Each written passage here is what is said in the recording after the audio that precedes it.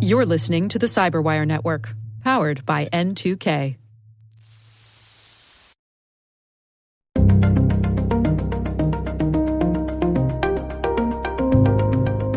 What we do see is the actual websites getting more sophisticated, looking very similar to the real websites, the phrasing very similar, and just trying to use the user's attention or lack of attention to get their details.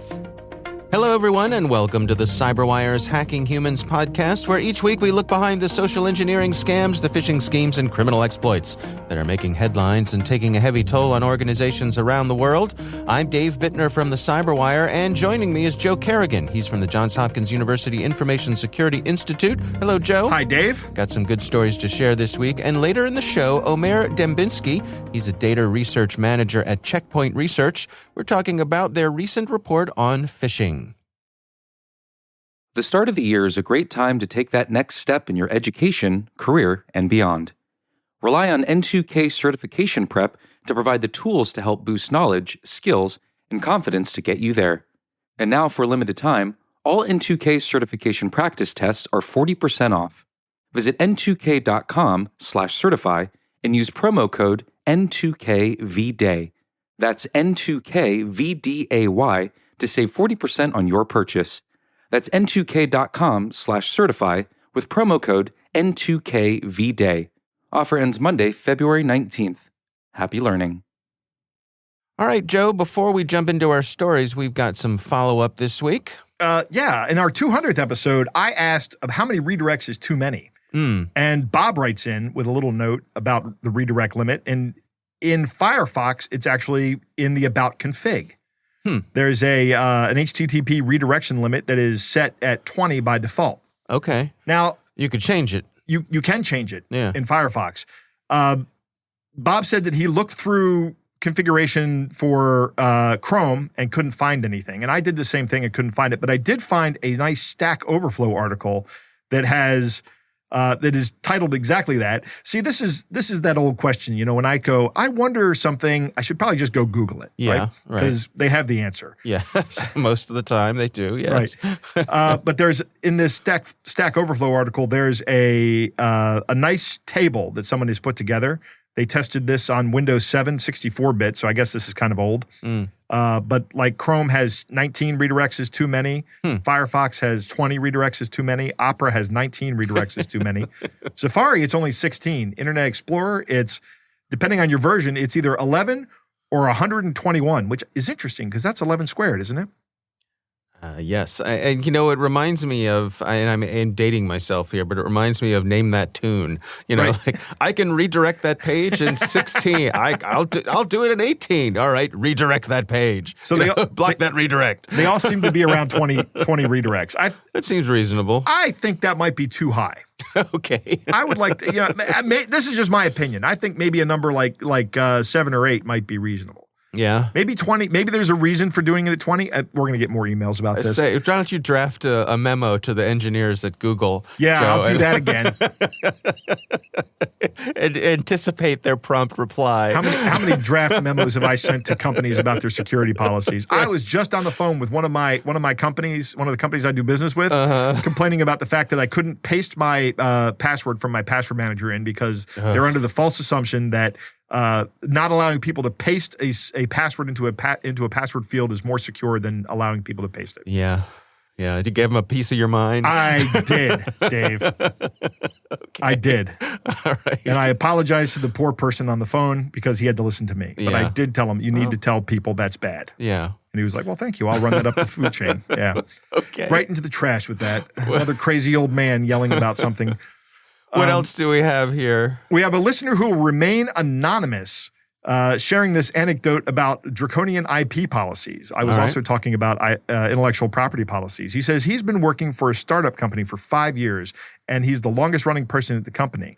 2 or 3 years ago, we got a new lawyer who rewrote our NDA. Highlights of this NDA included that the company owns all IP and copyright of the employee, including what is done outside the company, even if it has nothing to do with the company, and did not use any of the company resources. To this, he asks, What if I created the next I love you virus?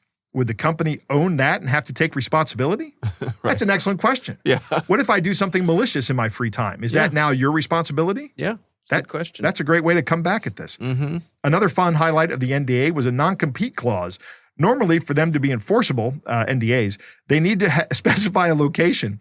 The non-compete specifically said, I am not allowed to work for any similar company anywhere on Earth. Okay. And he says, congratulations for being technically correct on that. Yeah. Go work for Elon Musk on the Mars colony. On Mars. Yeah. You can compete against them all you want on Mars. Right. The NDA was also written in such a way that the contract was post-dated from the date of hire, which for me was a couple of years. Signing that would have instantly put me in breach of it. Right? Brilliant. Yes. Another stupid clause was forced arbitration. The company HQ at his work location in a U.S. state. The forced arbitration clause stated that if there was to be arbitration, it needed to take place in Northern Ireland. Sure. Right? How are you going to do that? I mean, you're going to fly everybody from the United States to Northern Ireland, to Belfast, presumably, because I know that Ireland does a lot of stuff. Northern Ireland is actually part of the UK, though. Yeah.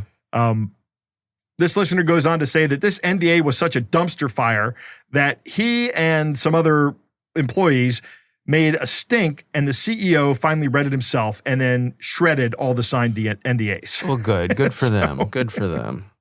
Now he says he goes through everything and reads everything he signs with a fine-tooth comb, which was really hard when he was buying a house recently. Yes. I mean, yes. Your father was a realtor. I was a realtor for a while. The amount of paperwork in buying a house is unbelievable. Yeah. I remember the first house my wife and I bought, and my father, of course, assisted us with the process. I remember at closing, there's just this parade of documents for you to sign. And basically, the closing agent would, put the document in front of us, explain what it was. I would glance over to my father, who would nod his head, right, and then I would sign it, right? Like I was just trusting him because there's no way you can read all that. But I think it's great that this listener is reading this stuff. I think a lot of companies, they put this boilerplate in front of you, assuming that people aren't going to read it. Right. And you have to remember that you can line things out. You don't have to accept all of this. Right. Yeah, and that's I correct. think that's the way things are going to change. And NDAs are not legal in some states. Yeah, and they're very difficult to enforce. Yeah, and do not competes and all that stuff. Yep. So hopefully we're seeing a change in that. I think, I think one thing that's come from COVID and the situation we're in right now is it seems like more of the advantage has shifted to the workers' side. So yes, hopefully it's that pendulum. Yes, and yes. That I'm happy to see it switch to the workers' side. Yeah, me too. That's good. All right. We got one more here from a listener wrote in and said, "Hi, Dave and Joe. I'm a relatively new listener to the show. I heard you mention in passing that digital payment options like Google Pay or Apple Pay are more secure than a traditional card. Could you expand on this? It seems counterintuitive to me since I often try to keep financial things off my phone." What do you think about this, Joe? Okay, can you explain this? Yeah. So the transaction is the more secure part. Yeah. Right. So one of the things that putting a credit card into a machine or swiping a credit card as we used to do, one of the problems with that was that somebody could skim your credit card. Right. And all your credit card information is on that magnetic strip. Yep. They could then clone your credit card and reuse it. Now that we've gone with the chip system, it's a little harder to do that. Mm-hmm. But the idea behind this is that when you enter your information into whatever Google Pay or Apple Pay, that information is kept by that company and they have to be set up with the credit card company. Mm-hmm. In fact, I tried entering a second credit card and it was unsuccessful because the credit card company wasn't going to permit it. Okay. But I do have a credit card on there. So when I go to scan my phone on the payment thing, what happens is the exchange of a token that is a single-use token. Right. None of my credit card information gets sent across the network via the point-of-sale system, and the merchant never actually has it. Right. And really, if you think about all the credit card breaches, they don't happen by breaching Visa or MasterCard because those people run really secure networks. They get breached by breaching retailers. Yeah. We all think of the Target breach, but think of one of my favorite ones to mention is Broadway Deli. Mm-hmm. I can't remember what city it was in, but they went out of business because they had a credit card breach that was so egregious. people started suing them, and they just couldn't maintain operations. Right. And that was Roman Seleznev that did that to them. And he's actually now one of our guests at Club Fed. But that's why it's more secure. If you lose your phone and somebody else can open it, like knows your PIN, then yeah, you do have an issue. If you're using a biometric, perhaps it's easier or more secure than just a PIN. It is a trade-off. It is a trade-off of convenience. Something I realized recently when I was using this was that my phone was really easily connecting to the point-of-sale system, even before I wanted it to. Oh, really? Yeah. Huh. And it's because they're both powered systems. When I just wave the credit card in front of it, the credit card isn't powered. It's powered by a small field that comes off the point-of-sale system. Uh-huh. But my phone is powered by a battery. Right. So it can emit a much stronger signal, and just getting it close to the point of sale device, it started showing me a check mark. And I'm like, this person hasn't even finished up ringing up my groceries yet. That's interesting. I've not noticed that on my iOS device. Like I have to get like right on top of it usually to have it recognize it. Yeah. But all this, it's just probably just differences in hardware. Yeah. But to get to the point here that our listeners asking about, so it's the fact that your actual information is not being sent across the network. Right. That it's a token that makes it more secure than even using, certainly than the old days of using the card. Right. The chip and PIN systems are more secure. I would say also that if you have your phone secured, that's probably, more secure than a wallet, right? If you lose your wallet, most people don't have locks on their wallets. Right. But yeah. If you lose your wallet, I can take your credit card out and start purchasing things. Right. But if you lock your phone, if you biometrics or password or whatever, right, people aren't going to be able to do that. Yep. So added security there. Mm-hmm. All right. Well, thanks to all of our listeners for sending in all of this terrific feedback. We would love to hear from you. That one came from Ian, by the way. Yes. Our email address is hackinghumans@thecyberwire.com. All right. Let's jump into some stories here. Joe, why don't you start things off for us? Dave, once again, I have two stories. Okay. Because I like to talk and hear the sound of my own voice. Excellent. The first story comes from a friend of mine. I was talking to this friend a couple days ago. Mm-hmm. We were playing an online game. Okay. And this person was telling me that they got in trouble recently with their employer. Uh-oh. And the reason they got in trouble was because they had not responded to any of IT's messages about installing a new upgrade on her system. Oh. I'm going to go ahead and say it, on her system. Okay. Okay, now I've just reduced the population by half, but that's okay. Yeah. So she was telling me that the reason she didn't do that was because she listens to this podcast. Right. Okay. But the thing was, she works in a distributed environment. IT is in a different state than she lives in. Yeah. They were sending her emails, and she was like, this looks like a scam. Sure. So she was ignoring them. Right. And then finally her boss came to her and said, hey, how come you haven't run the update like IT's been asking you? And she said, every single one of those emails looks exactly like a scam email. Yeah. Right? And I'm not going to answer the phone when these people call and say, hey, it's time for you to run this update. You know what I need? I need you to tell me that it's okay to run this update. And I'll reach out to IT and then work with them. And that's what she did. And she ran the update. Seems like mission accomplished. Yeah, exactly. I said, yeah, that's a terrible way to do business, in my opinion. And if you want them to have an expert opinion from me, let me know. I'll be happy to call them and tell them. Yeah. Hi, this is Joe Kerrigan from How do you Hacking think Humans. IT could have handled this? IT could have handled this with a better communication process. Okay. Because and that's an excellent question. I can't just sit here and deride IT for probably what is a very easy way to communicate with people by using email. Right. The employees. So what has to happen is IT needs to work with management and go, look, we need to get these upgrades pushed out to all the desktops. Yep. So I need you, manager, to communicate this to your individual employees. Right? This should not be something that IT should be communicating to the individual users. Okay. The management should be saying, everybody needs to go to this address and run this update. And if you need help, please call IT to do it. Right. So you have that personal, that person who's more closely connected to you, right, leading that. Yes. Yeah. Having some person you've never heard of from IT reach out to an employee is First off, you run two risks. One, that the upgrade doesn't get done, right? Because people think it's a scam. Or two, you condition your employees to do whatever IT says when they call. And that's dangerous. Right. No, I think your friend did the right thing. Yeah, I would agree. Yeah. What else you got? I got a story that came in from another listener of the show. This story comes from the New York Post. And we'll put a link in the show notes. But there is a law firm named Beasley Allen that has filed 8 lawsuits against Meta. Okay. They filed these in Colorado, Delaware, Florida, Georgia, Illinois, Missouri, Tennessee, and Texas. And they claim that users' prolonged exposure to Meta and its platforms have led to actual or attempted suicide, self-harm, eating disorders, anxiety, depression, and reduced ability to sleep, among other mental health conditions.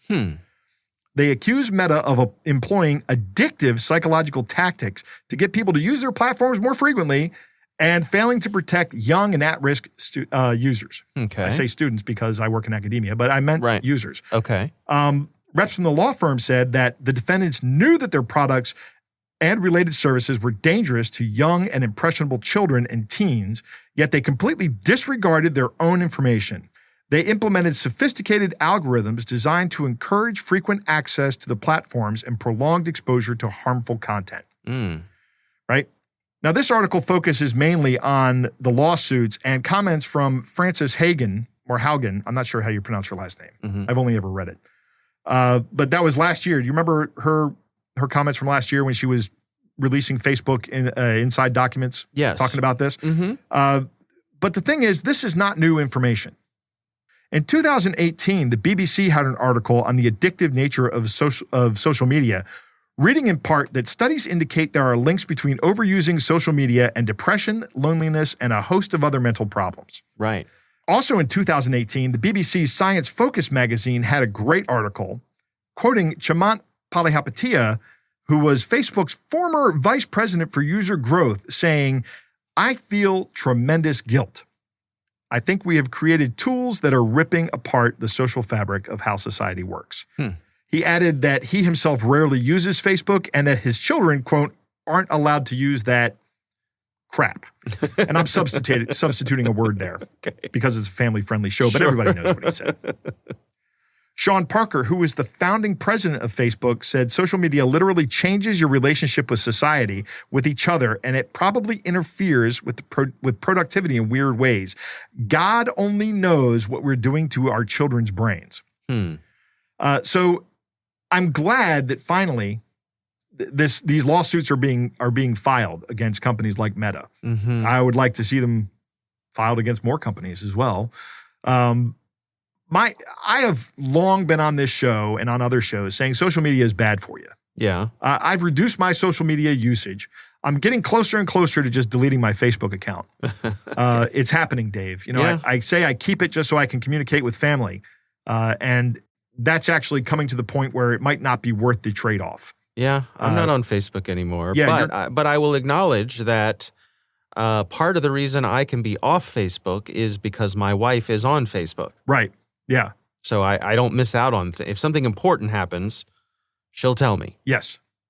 I thought this article was interesting. I just wanted to bring it up. Remember, social media is dangerous. Keep your kids off of it. You know, one of the things about kids is that they are, teenagers are pack animals. Yeah. You know, they are. They find their own little packs and their tribes and whatever, and then they start interacting with each other. And if they're part of this pack that's on social media, I think they're really opening themselves up to a lot of emotional damage here. Yeah, I don't know. Having had two come, you know, you've got kids, I've got kids. I just don't see how you do that. I don't see how. I don't know. How do you exclude them from that? It's such a part of the fabric of being a teenager these days. It absolutely is. I don't think that's realistic. I don't disagree with you, but But how do we do it? Know. I don't know. I think it's like, you know, it's like teenagers smoking cigarettes back in the 50s. Right. Right? Like everybody did it to be cool. And in retrospect, we know how bad it was. Right. Well, that's a great analogy because, you know, I can imagine me saying to, not my kids are now in their 20s. Yeah. You know, saying to a kid, would I let you smoke cigarettes? Would I be a bad parent if I let you smoke cigarettes? Yeah. How is this any different? It's, you know, it's addictive. It's designed to be addictive. Right. Right. But they will feel excluded if they're But not. they will absolutely feel allowed to excluded. do And it. it's that's why social media companies go after this demographic. It's because it's a vulnerable demographic that's easy to capture. It'd be interesting to see how this plays out. I'm trying to think of if there have been any other consumer product kind of lawsuits that had to do with a product manipulating your behavior. Because this is different than a product causing injury or sickness or something like that, but something that merely influences your behavior. I don't know. If any of our listeners can think of something from the past that falls into that category, I'd love to hear it. Yeah, me too. All right. Well, we will have links to all of those stories in the show notes. My story this week, a bit of a quick one here. This is from I guess you'd call it a newsletter. It's called Midrange. It's written by a gentleman named Ernie Smith, and it's titled The Fingerprint You Leave. And this is it really centers on a recent project that a developer put on GitHub user, and it's called Extension Fingerprints. And basically, this user has put up a little web page that allows this website to scan your browser, and it reports back what extensions you're using. Because this is a website that does this, or another extension that does it? It's a website that does it. Okay. So you visit this website, and you say, "Scan me," and it basically asks your browser to report back, "Hey, what extensions are you using?" Right. And evidently this is something that browsers are happy to give up, but rat you out about, right? Really? Yes. So, for example, I scanned myself here, and it went through, and it said 0.08% of users share the same extensions. So that's pretty easy to pick me out of a crowd. Yes. Right? So this is where being an individual is not necessarily a good thing, because this is an alternate way for the folks who want to track you online to do so. Right. This article also points out another website called miunique.org, and this comes at this in a similar way. It says, learn how identifiable you are on the internet, and it's also a research project looking for the diversity of browsers. So you click a button, it says, view my browser fingerprint. Let me see if I can do this right now. Yep. And it says, are you unique? And for me, it said, yes, you are unique among the 597,803 fingerprints in our entire data set. How about you, Joe? Are you unique? Yes, you are unique among the 597,805 fingerprints in our data set. Do I have one more? Two more than me. Two more, so, okay. Yeah. So, and it lists out some of the things that it's using to tag you. So in my case, I'm on a Macintosh computer. I'm using a Chromium-based browser that's a certain version. I have things set to English. The article points out that they can use other things like your browser screen resolution. You know, there's all kinds of data that your browser is willing to, again, rat out on you. Yeah. The biggest differentiator here for me is that I'm using Chromium OS. Yeah. Because I'm on a Chromebook. Because I love my Chromebook for podcasting. It's perfect. Yeah. So, I'm not sure there's a whole lot we can do about this, protecting your identity. The point of this, I think, is that there are so many different ways that the folks who want to track you can come at tracking you. Right. There's so much stuff that you leave behind, your trail, that it's really hard to be truly anonymous if you're going to be web browsing. It is. It absolutely is. The fingerprinting problem is a huge problem. Yeah. And there's not a lot that you can do that can stop this from happening. Yeah. You can disable JavaScript, I guess. You can change your string that you're reporting. Because every time you make a request, it sends a browser string along with it. That's where it gets I think that's where it gets the operating system and I know that's where it gets the browser and the browser version. Yeah, I guess you could run in a browser that was running on a virtual machine in the cloud or something like that. Like that would help. Separate it from you and your location. Yeah. Right? That seems like a lot. It is. It is. And it's expensive. Well, there's a cost associated with it. Sure. You can't do that for free.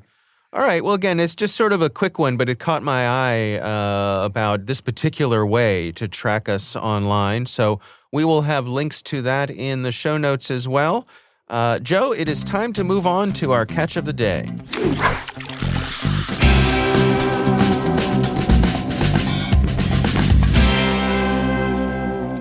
Dave, our catch of the day comes from Pablo, who writes, "Hello, Joseph and Dave." I don't think Pablo might be the first person to call me Joseph on the show. Yeah, he called you Joseph, but he didn't call me David. No. So I don't know what that means. I don't know. I'm listening to your excellent podcast since early this year, and I just received this iMessage from a suspicious sender. I just wanted to share this with you guys, so maybe you can talk about this kind of scam with your audience. Best regards. So, Dave, why don't you read this iMessage that Pablo received? Okay, it goes like this.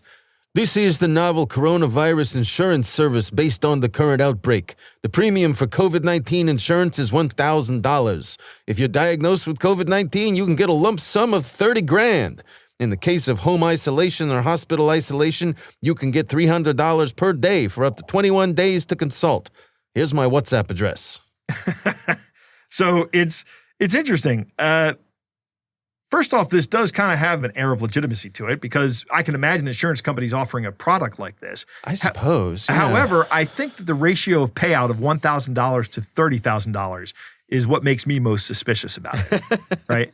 You know how many people have contracted COVID? I mean, it's in the millions. Yeah. Insurance companies we're coming up on, right. Insurance companies would not be able to offer this kind of service. It's way too much of a risk for them. Yeah. But I'm cognizant of that kind of thing, right? I have that. That's my critical thinking coming in, right? And my general knowledge of insurance, because every time I see a business model, I go, how does that work? Yeah. And insurance companies try to take in as much premium as they can and pay out about that much in benefits. Right. And then they try to manage their money and make the money on what happens with the money they keep. Okay. While they're keeping it. But they need to keep the prices low to be competitive, and they need to pay benefits from time to time. Of course, they'll try to get out of paying every single benefit they can. Sure. But a 1 to 30 ratio for getting COVID when half the population has already gotten COVID, I would expect a benefit of around $2,000 for getting COVID at that ratio. Yeah. So, I mean, this is playing off of people's fear of COVID. Absolutely. Staying in the news like we were talking about last week. Also, I'd say, certainly for us here in the U.S., it's playing off the fact that insurance is expensive and hard to get here. It is. So if I can protect me and my family against the financial hit of a COVID infection for $1,000, I might be able to scrape that up. Right. So, yeah, pretty despicable scam. Yes, absolutely. Yeah. These guys are scum. All right. Well, thank you, Pablo, for sending that in to us. We do appreciate it. If you have something you'd like us to consider for our Catch of the Day segment, you can email it to us. It's hackinghumans@thecyberwire.com.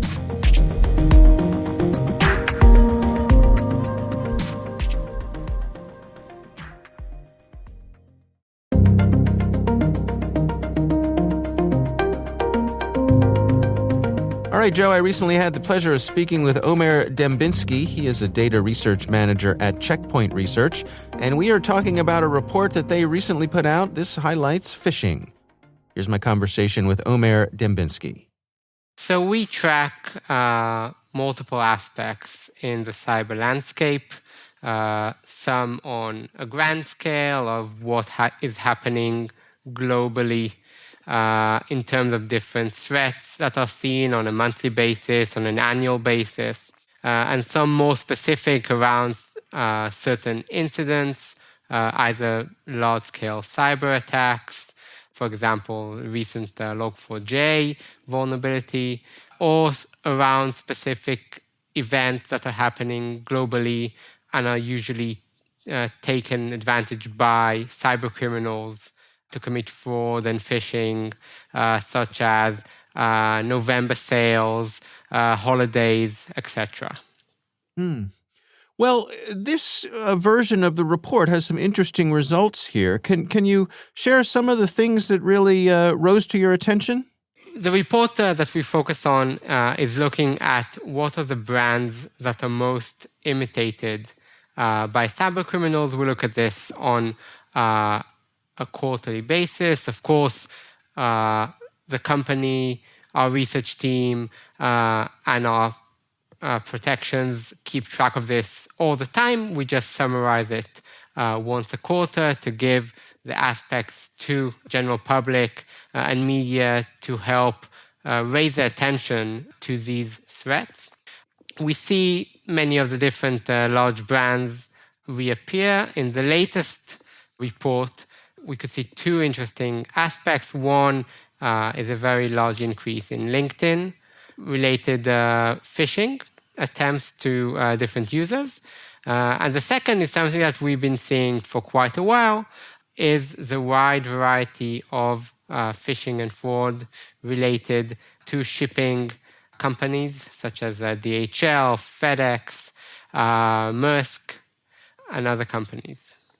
What are you tracking in terms of the evolution of these threats here? Are the actors getting more sophisticated in their techniques? So we can see different types of techniques. One is very common, widespread attacks that have the main goal of reaching as many people as possible, hoping some of them will fall for the fraud and hit the links, fill in the details, possibly fill in credit card information or other payment information, which can then be used by the criminals.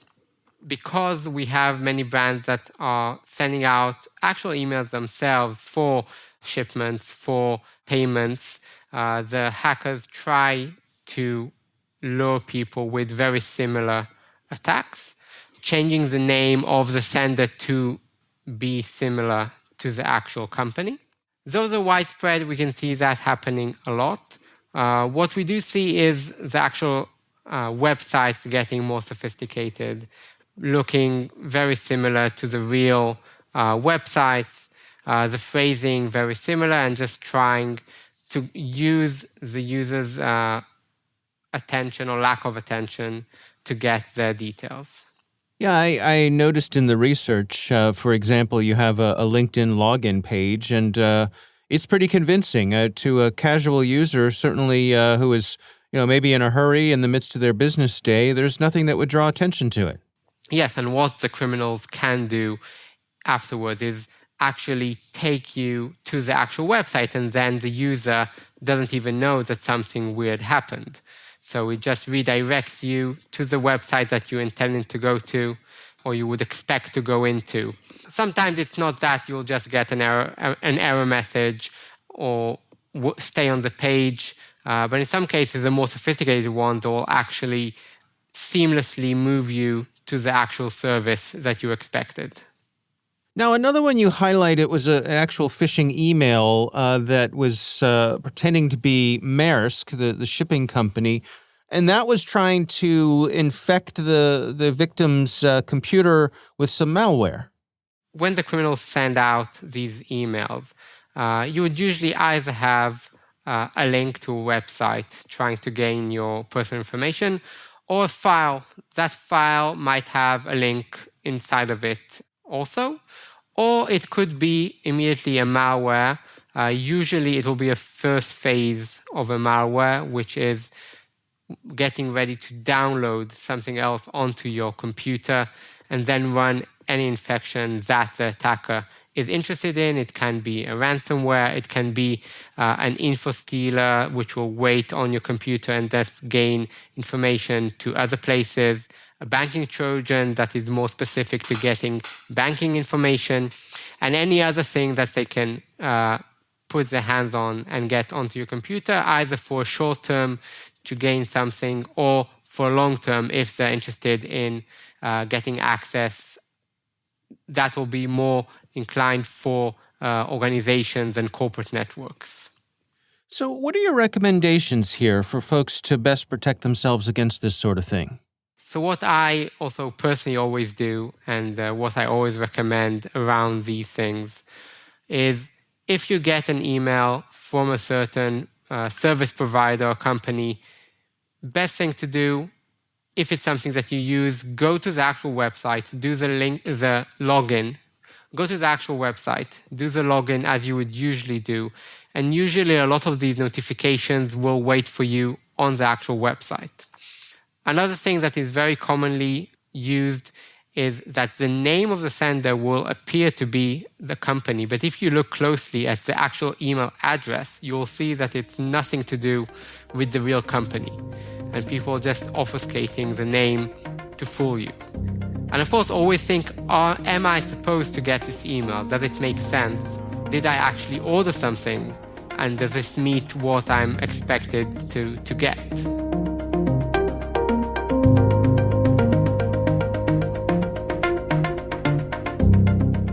All right, Joe, what do you think? Dave, bad guys impersonate large brands because it increases their likelihood of success. Yeah. Stating the obvious. Yeah. That's what Joe does very well. Some of these attacks have the main goal of reaching as many people as possible. These are the guys that are playing the numbers games. Right. I want to send out as many emails. Some of those are not going to make it. Some of them are. Some of those people are not going to click, but some of them are. And some of those people are going to catch on that it's a scam, but some of them aren't. And these are the common attacks because they're the most low effort attacks out there. There's more people that can do them. Another interesting point from Omer's study here is that the landing websites are getting better too. I don't know why the landing websites aren't absolutely perfect because in order for you to get the login screen for any of these sites, you need to download all that information. Yeah. Right? With your web browser. You can do that and then get the code and just change it so that it does something different, but looks exactly the same. Yeah. There's no reason it shouldn't look I'm probably helping the bad guys here, Dave. I shouldn't be doing that. They're lazy. They are. Interesting that they sometimes redirect you to the real site, so you don't even suspect that your password's just been harvested, right? So imagine you get a phishing email for, I don't know, Facebook. You wouldn't go click on this, but somebody else would because your Facebook is off or gone. But you click on it and it says log into Facebook, and you log into Facebook, but you're already logged into Facebook, right? But this website is just harvesting your credentials and isn't Facebook. So you give them your Facebook credentials and then they redirect you to Facebook. And it looks just like you just logged into Facebook. Right. That's all it is. Right. What they're doing here is they're gaining a very precious resource. They're gaining time. Because if you suspect that something's happened, right? Like you click log in and it goes, oh, error. It errors out. You might be like, what's going on here? And then you might start looking around and say, oh, I just gave my Facebook password to somebody else. Now I have to go to Facebook and change my password. But if you don't see that happen, you don't suspect it's happened. And then they have all the time in the world to leverage the fact they just stole your password. Right. Some of these take you to sites that install malicious software. I like how he's talking about the malicious software. They're essentially what we call droppers, which just lets you install whatever you want on the endpoint system. So you can install ransomware. You can install a botnet element, whatever the client for a botnet is. Whatever adware, it is. Yep. Anything. Yep. It's just a way to put any kind of malware on your computer. Right. I like his advice. If you get the notification, don't click on the link. Go directly to the website. Now, recently I posted on LinkedIn about our podcast being listed in the New York Times. Yeah. Which was pretty cool. Yeah. By the way. And one of my connections commented on it. Right. And I got an email in my inbox that said, hey, this guy commented on your post. And I was like, oh, I know that guy. And you know what I did, Dave? Uh-oh. I clicked that link. I did it, Dave. You're fired. Right. Exactly. We'll be looking for a new co-host of Hacking Humans. If you'd like to apply, you can email us. But here's the thing: it was a legitimate LinkedIn link. Right. Right. It took me to LinkedIn and showed me the comment that this connection made. Yeah. But as I'm listening to Omer, I'm thinking to myself, this did make sense, but let me do a little threat modeling here. About a year ago, 93% of LinkedIn users had their personal information breached from that site by someone scraping their site. Right. Right? They didn't break into the site. All they did was just start harvesting the information off of it and build a database and then put it up for sale. So a bad guy with that data set could cruise LinkedIn, see a post that you made, craft an email saying that one of your contacts, one of your connections, one of your actual connections, commented on your status or whatever it is, and then send you an email to your actual email address, and it could look entirely legit. And this could be done in an automated fashion. You'd have to write it. Somebody would have to write a tool for it. Sure. But this can absolutely be done. Yeah. With the information that's already available and out there. So you really have to be careful. I mean, I've changed my behavior, but man, I'm kicking myself for having clicked on a valid link. Well, it just goes to show it happens to the best of us, right? You had a moment of weakness, Joe. I did, Dave. As we all do from time to time. It does happen to all of us. And fortunately for me, this was not something that was malicious. It was actually legit. Yeah. But I shouldn't have done that. I should have just gone to LinkedIn and then looked at my alerts, my what do they call them? I guess alerts. Notifications, whatever. That's the word I'm looking for. Yeah. My notifications and seeing how many people have commented on it. Yeah. All right. Well, again, our thanks to Omer Dembinski. He is from Checkpoint Research, and we do appreciate him taking the time for us.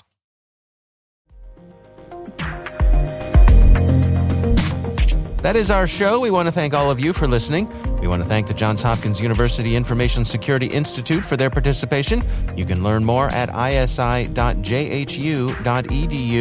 The Hacking Humans podcast is proudly produced in Maryland at the startup studios of Data Tribe, where they're co-building the next generation of cybersecurity teams and technologies.